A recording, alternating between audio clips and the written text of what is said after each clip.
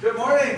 Good morning. Good morning, everyone. It's an honor to be here at LMU. Full disclosure, I went to high school at Canisius High School, Buffalo, New York, St. Peter Canisius. I got all too familiar with a concept called JUG.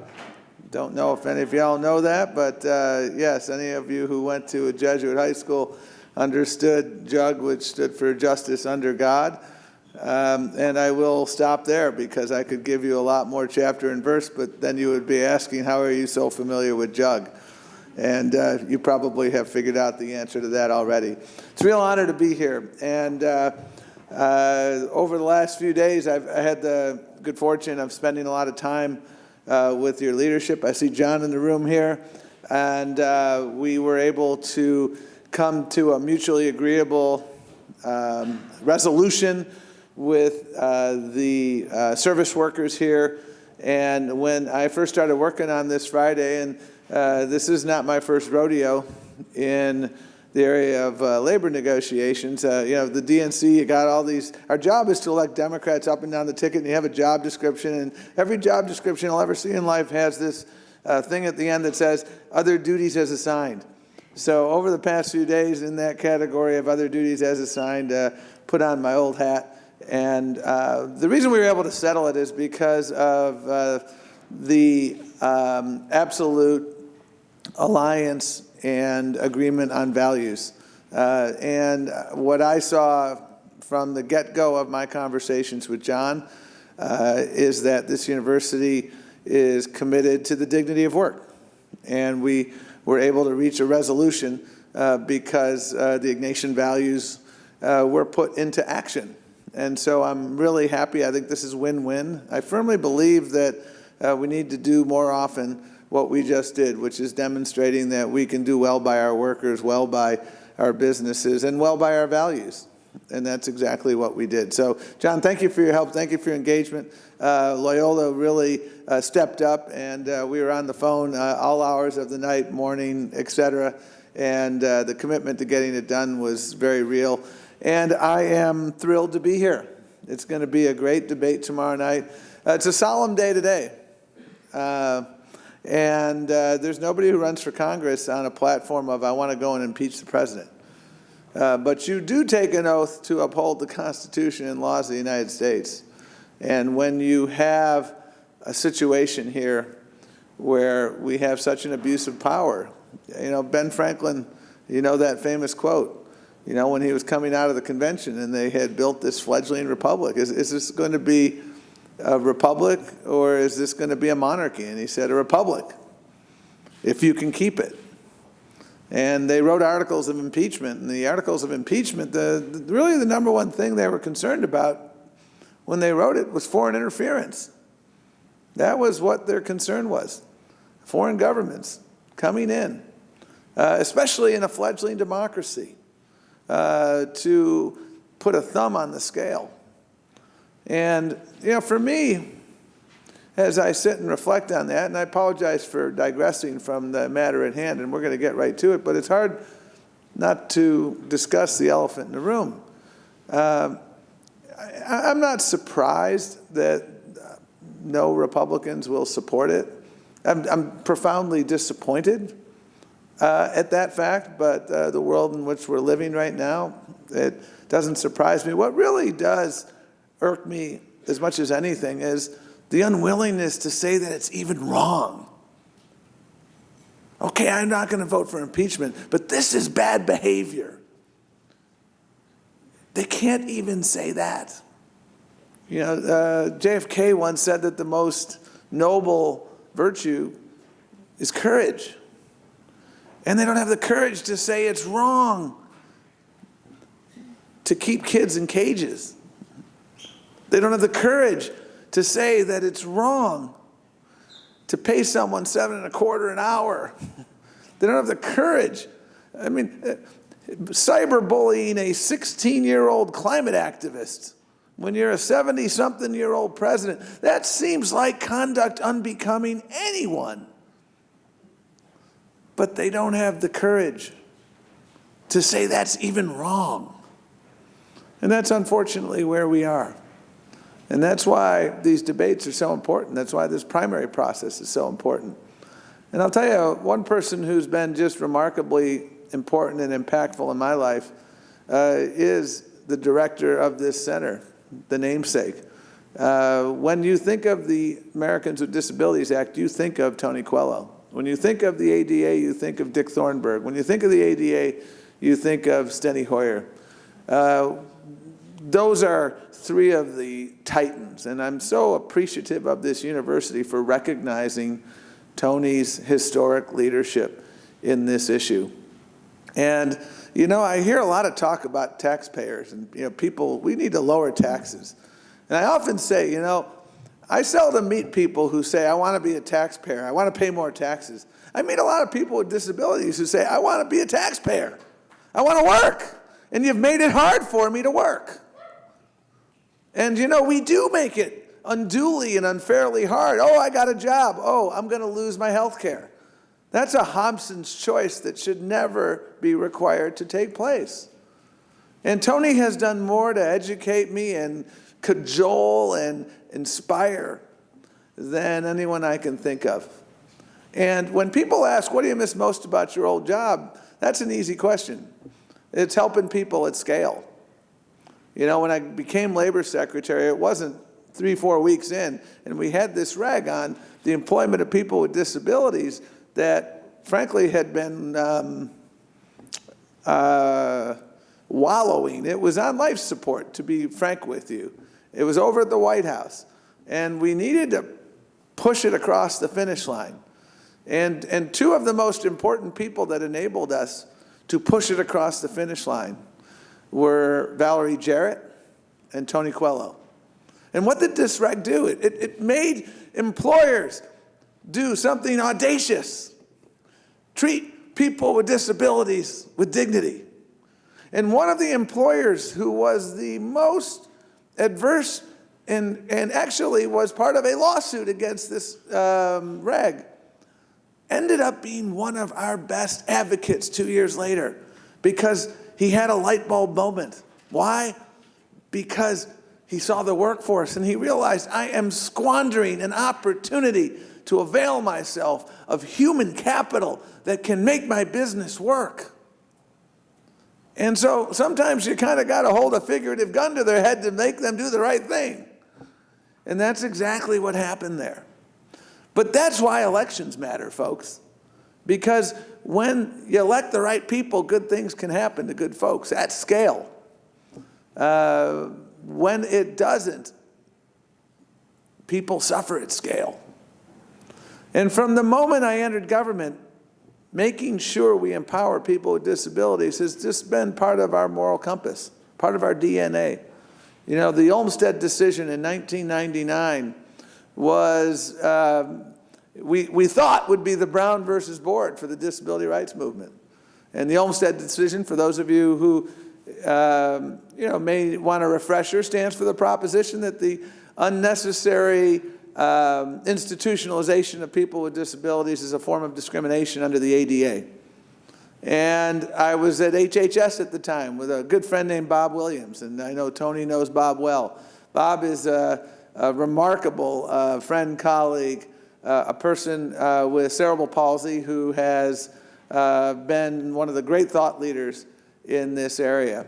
And when I got back to the administration in 2009, one thing that was clear, which is that Olmstead enforcement had been moribund, to be polite, in the Bush II era. Although now I think I love George W. Bush. It's a weird world when we're waxing nostalgic, but I digress. There was an imperative there, and we did more work in the Olmstead context than ever before in allowing people to work. One of our first cases was actually in Georgia, where Olmstead was. And it is so inspirational when you see people being able to realize their highest and best dreams. That's what it's all about. That's what the role of government is being a catalytic force so that people can realize their highest and best potential. That's what the ADA was about. We've all too frequently focused way too much on the first three letters of that word, disability, and not enough on the last 7 letters. And that's what the ADA did, that's what our regs did, and that's what a lot of other executive action that has been either undone or watered down was designed to do. And so that's why I love my job now, because you know what, folks? We got to win elections at scale. And what we're doing here, and what we have been doing from the outset, is making sure we put the issues involving the disability community front and center in what we do. And one very concrete example is the choice and the process that we use to choose a convention city. We have a site selection team. And never before have we had a person on that team at the DNC whose sole job was accessibility. That person is Ted Jackson. Ted was just there a minute. There he is. Yeah, that guy right there, Ted Jackson. Ted was on the committee from the outset. Because here's what happens, and you all know this. You're getting ready to do something big, and all of a sudden, a month or two beforehand, oh my God, what about the disability issues?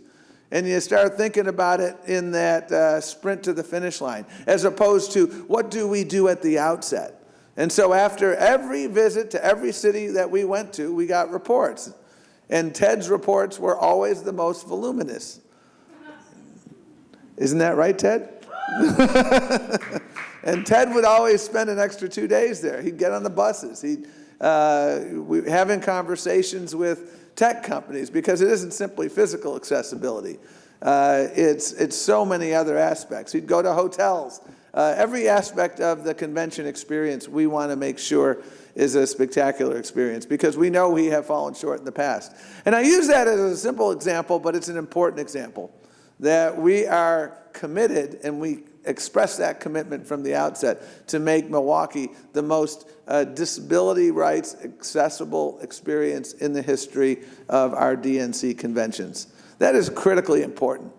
And then let's segue to this conversation about the right to vote, because I had the privilege in my capacity as the head of the Civil Rights Division to do a lot of work in the voting context.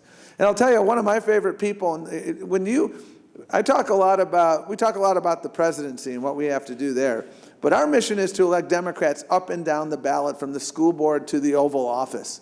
And we had, 2 years ago, we had 15 Democratic governors. Now we have 24. We now have, for the first time in many years, the majority of state attorneys general are Democrats, and one of the best is my good friend Javier Becerra. And we have made great progress with secretaries of state. And I'm here to tell you, one of the most effective secretaries of state, Madam Secretary, having had big shoes to fill, is your Secretary of State, Alex Padilla. And I work with him regularly. And one of the best things we can do to empower people with disabilities is to make sure there's accessibility writ large. Making sure that we have automatic voter registration, making sure we have vote by mail, making sure that if you have a vision impairment, that vote by mail still works for you, making sure that you have the requisite ability to have people help you. One of the voter suppression tools that we see in states across the country is literally creating barriers to transport people to polling sites. And if you can't get there, you can't vote in these states, because they don't have the early voting and the vote by mail that you have elsewhere. And the thing to understand, and this is harsh, but this is true. If everybody voted who was eligible to vote, we would win at scale. And the other side knows that. And that's why people wonder, Tom, why do we have voter suppression in this country? That's why. I mean, in Texas, your concealed carry permit is a permissible form of ID to vote. Your University of Texas ID or your Prairie View student ID is not a permissible form of ID. You got to travel 140 miles in some places in Texas to get an ID. That's if they're open, and they're open intermittently. It would be an injustice to all banks around the country to compare the hours of getting ID to bankers' hours, because it isn't even that. These are the barriers that we see. And we see, and we continue to see, even more barriers. You saw in Wisconsin, if you've been following in the last few days, the purging of over 200,000 voters.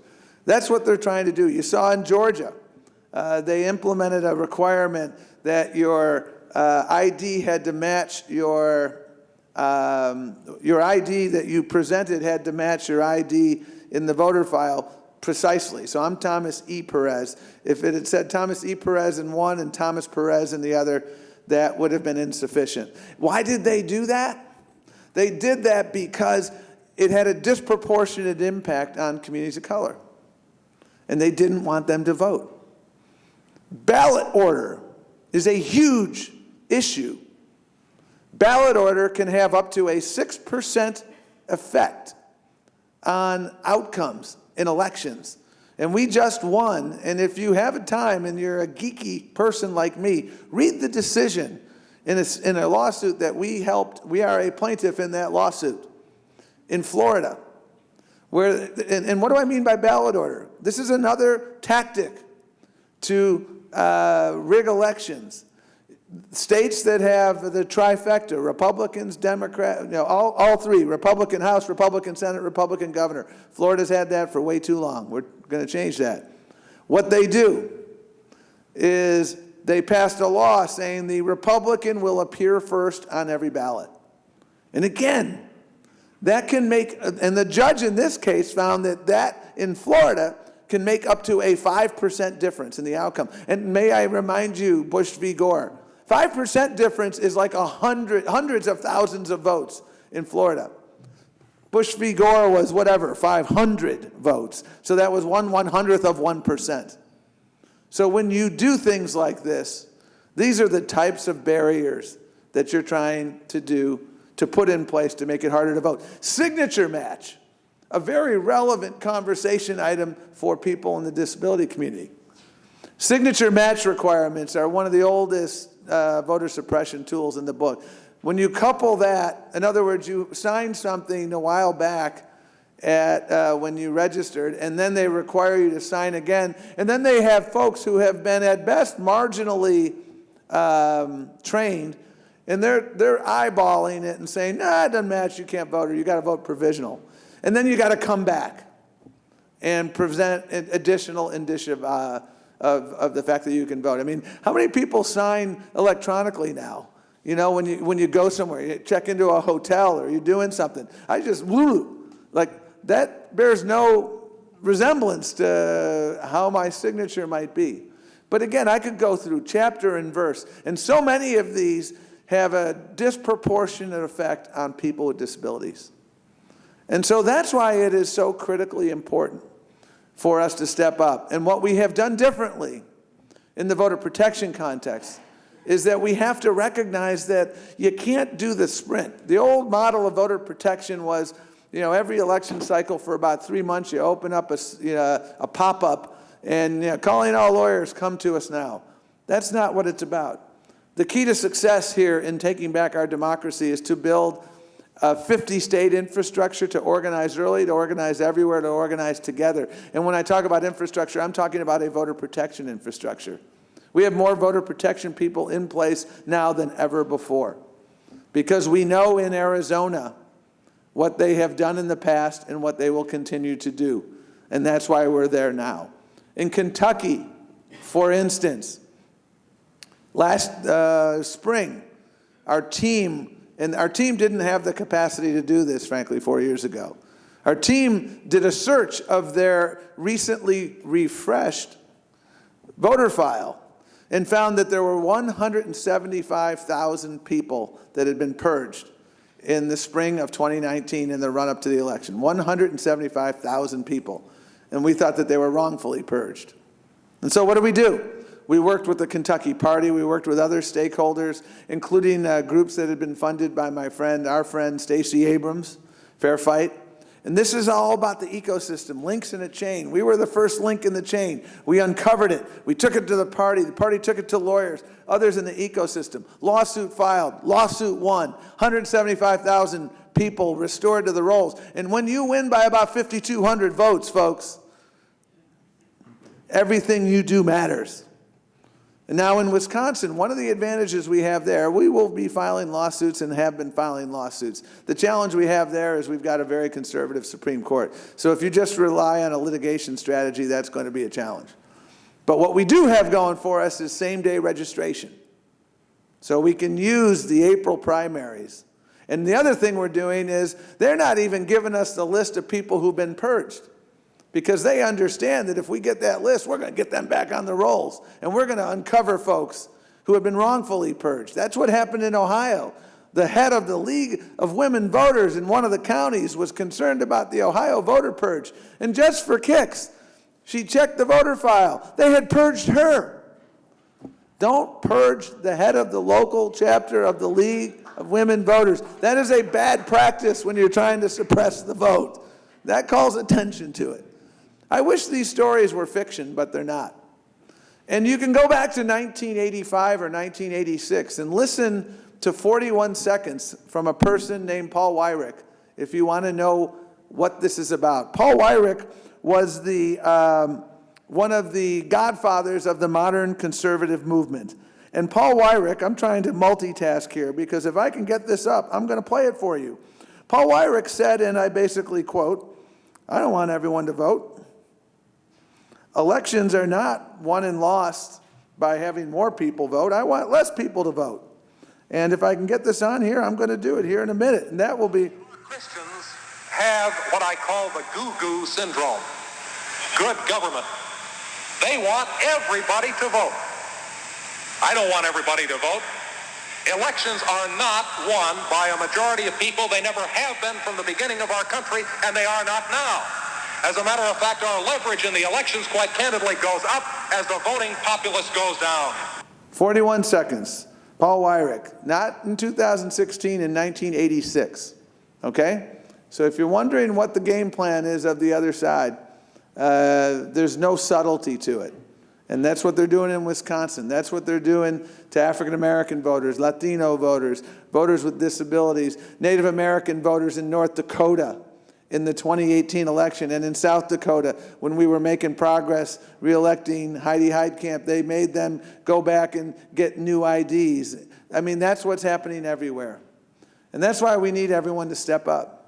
And the good news is people have stepped up. You look at 2017, 2018, 2019. 2014 was the lowest voter turnout since 1942. And 2018 was the highest midterm turnout since the Civil Rights era. Our democracy has awakened. It has taken a certain person and a certain moment to awaken it, but it has awakened. But we have to stay woke. We must continue this journey. And this is not the first time we've been off the rails, folks. You know, that's why I come to you with optimism. You look at our history, and we had to fight a civil war to correct an original sin, and we still haven't quite gotten there in correcting that original sin. You look at the Know Nothing movement of the mid-19th century, fundamentally anti-Catholic and anti-immigrant. You look at what happened to Chinese Americans and Chinese immigrants at the end of the 19th century, led to the Chinese Exclusion Act. You look at what happened in the McCarthy era. You look at what happened in so many other moments. And what all those moments, folks, had in common is they came to an end.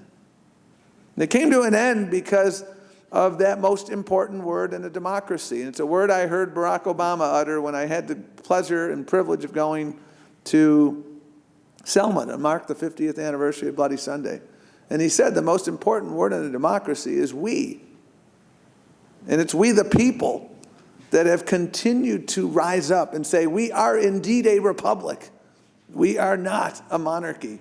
It was we the people like Tony Coelho and Justin Dart and others who rose up and said people with disabilities should be treated with dignity. It was people like Cesar Chavez who rose up on behalf of farm workers, MLK and others on behalf of our African American brothers and sisters, and we are rising up so much. We heard last night from a woman who sang an iconic song, I won't be quiet no more. It was the mantra, the movement of the Women's March.